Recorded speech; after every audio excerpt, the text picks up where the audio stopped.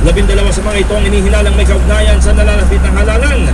Samantala bukod dito ay nasa 19 na non-election related incident ang naitala ng PNP.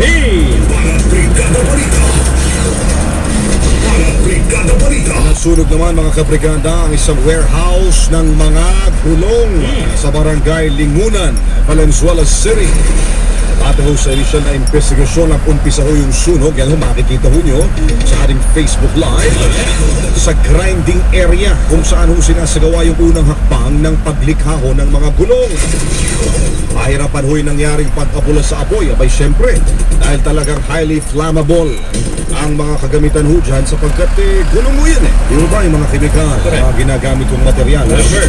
Dyan ho sa bodega, kaya umabot pa ho ng 4th alarm. Mga kabrigada, sa ngayon inaalam pa ho ng Bureau of Fire Protection ang posibleng naging mitya ng sunog. Balat Brigada Balita!